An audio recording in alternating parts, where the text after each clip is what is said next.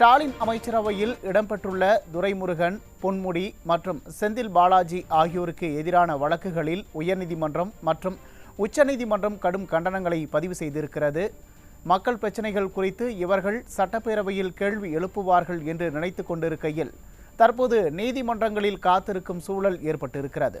இதனை தற்போது கிடைத்துள்ள அண்மை செய்தியாக பார்த்து கொண்டிருக்கிறோம். இது பற்றிய கூடுதல் விவரங்களை செய்தியாளர் ஸ்ரீராம் வழங்க கேட்கலாம். ஸ்ரீராம், வணக்கம். விவரங்கள். கண்டிப்பாக உமேஷ், வரலாற்றில் இப்படி ஒரு அமைச்சரவையை தமிழகம் கண்டதே இல்லை என்றுதான் சொல்ல வேண்டும். மாடல் மாடல் என பேசி தமிழகத்தின் மானத்தை கப்பலேற்றிக் கொண்டிருக்கிறது ஸ்டாலின் அரசு என மக்கள் இன்று கொதித்து கொண்டிருக்கிறார்கள். காரணம், ஸ்டாலின் அரசு தினந்தோறும் நீதிமன்றங்களில் அம்பலப்பட்டு வருவதுதான். உதாரணமாக, இன்று ஒரே நாளில் 4 வெவ்வேறு வழக்குகளில் நீதிபதிகள் முன்வைத்த கருத்துக்களும் பிறப்பித்திருக்கும் உத்தரவுகளும் ஸ்டாலின் அரசை அம்பலப்படுத்தி கொண்டிருக்கிறது. என்னென்ன வழக்குகள், என்னென்ன உத்தரவுகள் என்பதை ஒவ்வொன்றாக பார்க்கலாம். முதலாவதாக, டாஸ்மாக் ஊழல் விவகாரம் தொடர்பாக வழக்கு ஒன்று இன்று உயர்நீதிமன்றத்தில் விசாரணைக்கு வந்தது. டாஸ்மாக் தலைமை அலுவலகத்தில் கடந்த மார்ச் 6ஆம் தேதி முதல் 8ஆம் தேதி வரை சுமார் 60 மணி நேரம் அமலாக்கத்துறையினர் சோதனை நடத்தினர். சோதனையின் முடிவில் டாஸ்மாகில் சுமார் 1000 கோடிக்கும் மேல் முறைகேடு நடந்திருக்கிறது, ஊழல் நடந்திருக்கிறது என்கிற குற்றச்சாட்டை அமலாக்கத்துறை முன்வைத்தது. இந்த குற்றச்சாட்டை நேரடியாக எதிர்கொண்டு, விசாரணையை எதிர்கொண்டு அதிலிருந்து நிரூபிக்க வேண்டிய தமிழக அரசு அதற்கு மனமில்லாமல், தைரியம் இல்லாமல் இந்த சோதனையே சட்டவிரோதமானது என அறிவிக்க கோரி டாஸ்மாக் நிர்வாகமும் தமிழக அரசு சார்பிலும் சென்னை உயர்நீதிமன்றத்தில் வழக்குகள் தாக்கல் செய்யப்பட்டன. இந்த வழக்கில் தீர்ப்பளித்த நீதிபதிகள் பெண் அதிகாரிகள் மற்றும் ஊழியர்களை கேடயமாக வைத்து விசாரணையை தடுக்க முயற்சி மேற்கொள்ளப்பட்டதாக குற்றம் சாட்டினர். அதிகாரிகள் துன்புறுத்தப்பட்டதாக யூகத்தின் அடிப்படையில் அரசு குற்றம் சாட்டியுள்ளதாகவும், டாஸ்மாக் நிர்வாகத்திற்கு எதிராக கூறப்படும் குற்றச்சாட்டுகள் மிக தீவிரமானது என்றும் நீதிபதிகள் தெரிவித்துள்ளனர். அரசு ஊழியர்கள் விசாரணைக்கு ஒத்துழைக்க வேண்டும், அது அவர்களின் கடமை என குறிப்பிட்டுள்ள நீதிபதிகள், டாஸ்மாக் அதிகாரிகளிடம் கட்டாயப்படுத்தி கையெழுத்து வாங்கியதாக கூறப்படும் குற்றச்சாட்டுகளை ஏற்றுக்கொள்ள முடியாது என கூறியுள்ளனர். நியாயமான சந்தேகத்தின் பேரில் சோதனை நடத்த அமலாக்கத்துறைக்கு சட்டத்தில் அனுமதி வழங்கப்பட்டுள்ளது என்று உத்தரவில் குறிப்பிட்டுள்ளனர். அதாவது, அமலாக்கத்துறை சோதனை என்பதே அரசியல் பழிவாங்கலுக்காக நடத்தப்படுகிறது என்கிற ஒரு சாக்கு போக்கு சொல்லி வந்த ஸ்டாலின் அரசுக்கு நீதிபதி இன்று குறிப்பிட்டுள்ள இந்த கருத்துக்கள் அத்தனையும் மிகப்பெரிய குட்டாக வந்து அமைந்திருக்கிறது. அதோடு மட்டுமல்ல, தமிழக அரசும் டாஸ்மாக் நிர்வாகமும் தாக்கல் செய்த வழக்குகளை தள்ளுபடி செய்ததோடு அமலாக்கத்துறை சட்டப்படி தொடர்ந்து விசாரணை நடத்த அனுமதியும் அளித்து உயர்நீதிமன்ற நீதிபதிகள் உத்தரவிட்டுள்ளனர். இந்த உத்தரவிலே நாம் குறிப்பிட்டு கவனிக்க வேண்டியது என்னவென்றால், பெண் அதிகாரிகள் மற்றும் ஊழியர்களை கேடயமாக வைத்து விசாரணையை தடுக்க முயற்சி மேற்கொள்ளப்பட்டதாக குற்றம் சாட்டப்பட்டிருப்பதுதான். அதாவது, இந்த அரசு இந்த வழக்கை எதிர்கொள்ள முடியாமல் பெண் அதிகாரிகள் மற்றும் ஊழியர்களை கேடயமாக வைத்து இந்த விசாரணையை தடுக்க முயற்சியை மேற்கொண்டுள்ளது என்பது இந்த உத்தரவின் மூலம் நம்மால் புரிந்து கொள்ள முடிகிறது. இது உயர்நீதிமன்றத்தில் காலையில் வந்த வழக்கு விசாரணை போது வெளிவந்த தீர்ப்பாகும். அதற்கு அடுத்தபடியாக டெல்லி உச்சநீதிமன்றத்திலிருந்து செந்தில் பாலாஜிக்கு எதிரான ஒரு வழக்கிலே, அதாவது திமுக அமைச்சர் செந்தில் பாலாஜியின் ஜாமீனை ரத்து செய்ய கோரிய மனு ஒன்று உச்சநீதிமன்றத்தில் இன்று விசாரணைக்கு வந்தது. அந்த வழக்கை விசாரித்த நீதிபதிகள், ஜாமீன் வேண்டுமா அல்லது அமைச்சர் பதவி வேண்டுமா என செந்தில் பாலாஜிக்கு கேள்வி எழுப்பியிருந்தனர். ஜாமீன் வழங்கிய போது அமைச்சராக பதவியேற்க அனுமதி வழங்கவில்லை என்பதை உச்சநீதிமன்ற நீதிபதிகள் கோடிட்டு குறிப்பிட்டு சொல்லியிருக்கிறார்கள். அது மட்டுமல்ல, செந்தில் பாலாஜிக்கு மெரிட் அடிப்படையில் உச்சநீதிமன்றம் ஜாமீன் வழங்கவில்லை என்பதை மிக குறிப்பாக குறிப்பிட்டுள்ளனர். அமைச்சராக இருந்தபோது செந்தில் பாலாஜி புகார்தாரர்களுடன் செட்டில்மெண்ட் செய்து கொண்டது நினைவில் இல்லையா என உச்சநீதிமன்றம் கேள்வி எழுப்பியுள்ளது.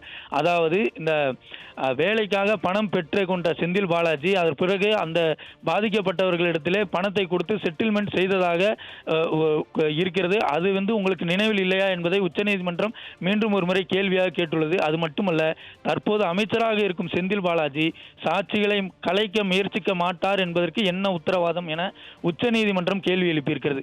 விசாரணையை வேறு மாநிலத்திற்கு மாற்ற வேண்டும் என செந்தில் பாலாஜி முன்வைத்த கோரிக்கையையும் உச்சநீதிமன்றம் ஏற்றுக்கொள்ளவில்லை, மறுப்பு தெரிவித்திருக்கிறார்கள். அது மட்டுமல்ல, அமைச்சர் பதவியை ராஜினாமா செய்யுங்கள், இல்லை என்றால் நாங்கள் ஜாமீனை ரத்து செய்யவா என உச்சநீதிமன்றம் கேள்வி எழுப்பியிருக்கிறது. ஜாமீன் வழங்கிய 2 நாட்களில் அமைச்சராக பதவியேற்றுவது என்பது சரியான வழி கிடையாது கிடையாது என்பதை உச்சநீதிமன்ற நீதிபதிகள் குறிப்பிட்டுள்ளனர். அது மட்டுமல்ல, செந்தில் பாலாஜி அமைச்சராக இல்லாத காரணத்தால் தான் உச்சநீதிமன்றம் ஜாமீன் வழங்கியது என்பதையும் அவர்கள் சுட்டிக்காட்டியுள்ளனர்.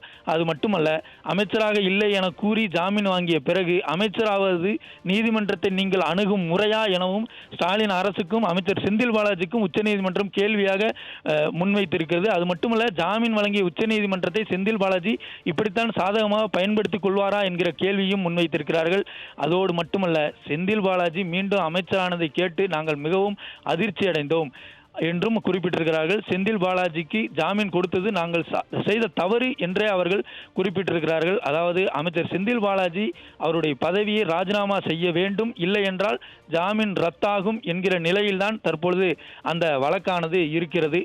இந்த வழக்கு விசாரணை முடிந்து சிறிது நேரத்திலேயே சொத்து குவிப்பு வழக்கு குறித்த உயர்நீதிமன்றத்தில் ஒரு அதிரடி உத்தரவு என்பது வந்தது. அதாவது அவை முன்னவர் மூத்த அமைச்சர் என்று திமுகவினரால் சொல்லப்படக்கூடிய அமைச்சர் துரைமுருகன் மீதான சொத்து குவிப்பு வழக்கிலே வேலூர் சிறப்பு நீதிமன்றம் அவரை விடுவித்திருந்தது. அந்த வழக்கை விசாரித்த உயர்நீதிமன்றம் அவரை விடுதலை செய்ததை ரத்து செய்து உத்தரவிட்டிருக்கிறது. அது மட்டுமல்ல, அமைச்சர் துரைமுருகன் மற்றும் குடும்பத்தினருக்கு எதிரான குற்றச்சாட்டுகளை பதிவு செய்து சாட்சி விசாரணையை தொடங்க உத்தரவு பிறப்பித்திருக்கிறது.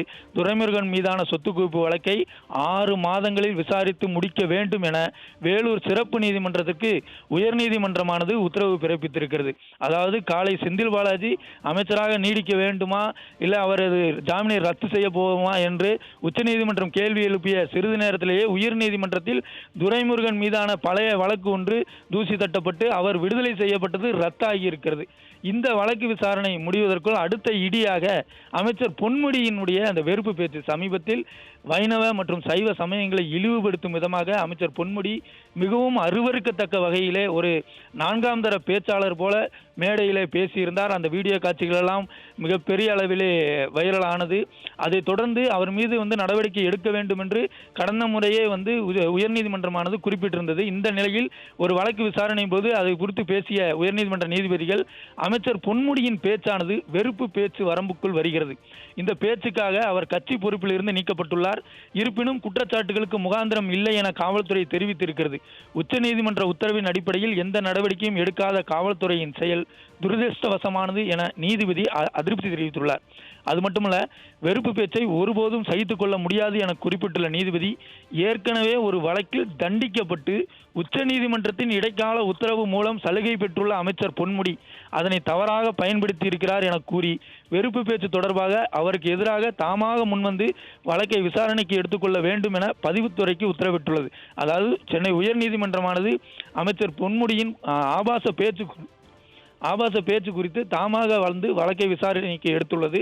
அது மட்டுமல்ல, இந்த வழக்கிலும் நாம் குறிப்பிட்டு பார்க்க வேண்டியது, தண்டனை பெற்ற இந்த அமைச்சர் உச்சநீதிமன்றத்தின் இடைக்கால உத்தரவு மூலம் சலுகை பெற்றுள்ளார், அதனை தவறாக பயன்படுத்தியிருக்கிறார் என்றும் குறிப்பிட்டிருக்கிறார்கள். அதாவது ஸ்டாலினுடைய அமைச்சரவையே இப்பொழுது சிறையா அல்லது பதவியா என்கிற கேள்விக்கு இடையில் தான் நடந்து கொண்டிருப்பதாக தெரிகிறது. இது போக அமைச்சர் KN நேரு மீதான அமலாக்கத்துறையின் சோதனை ஒரு பக்கம், அமைச்சர் ராதாகிருஷ்ணனுடைய வழக்கானது நிலுவையிலே இருந்து கொண்டிருக்கிறது. அது மட்டுமல்ல, சில நாட்களுக்கு முன்பாகத்தான் அமைச்சர் மா சுப்பிரமணியம் ஒரு அப்பாவி மனிதனுடைய நிலத்தை அபகரிப்பு செய்த வழக்கில் அவர் மீது குற்றச்சாட்டு பதிவு செய்யப்பட வேண்டும் என்று உயர்நீதிமன்றம் உத்தரவு என்பது பிறப்பித்திருந்தது. ஆக மொத்தத்தில் ஸ்டாலின் அவர்களுடைய அமைச்சரவையே தற்பொழுது வழக்குகளில் சிக்கிக் கொண்டிருக்கிறது.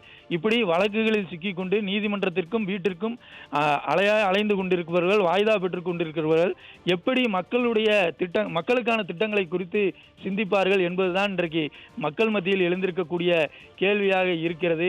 அது மட்டுமல்ல, எந்த வழக்கு எந்த கோர்ட்டில் எந்த நாளில் விசாரணைக்கு வருகிறது என சிந்தித்துக் கொண்டிருப்பவர்களால் மக்களுக்கு எந்த திட்டம் தேவை, எந்த திட்டத்தை நிறைவேற்ற வேண்டும் என எப்படி சிந்திக்க முடியும் என மக்கள் இன்று கேள்வி கேட்டுக் கொண்டிருக்கிறார்கள். இந்த அமைச்சர்களை பற்றியும் அவர்கள் மீதான வழக்குகளை பற்றியும் சிந்திக்க முதல்வர் ஸ்டாலினுக்கு கண்டிப்பாக நேரம் இருக்காது. அவரது கவனம் மொத்தமும் டாஸ்மாக் ஊழல் வழக்கில்தான் இருக்கிறது என மக்கள் பேசுகிறார்கள். காரணம், இந்த அரவிந்த் கெஜ்ரிவால் போன்றவர்களெல்லாம் அவர் கண் முன்னால் செல்வார்கள் என்று சொல்கிறார்கள். கூடிய விரைவில் இன்றைக்கு ஒரே நாளில் உச்சநீதிமன்றமும் உயர்நீதிமன்றமும் இத்தனை குட்டுகளை வைத்திருக்கிறது. விரைவில் இந்த வழக்குகளுக்கான முடிவுகள் வருகிற பொழுது இவர்கள் நிலை என்ன என்பது தெரியும் என்றுதான் மக்கள் பேசிக் கொண்டிருக்கிறார்கள். உமேஷ்,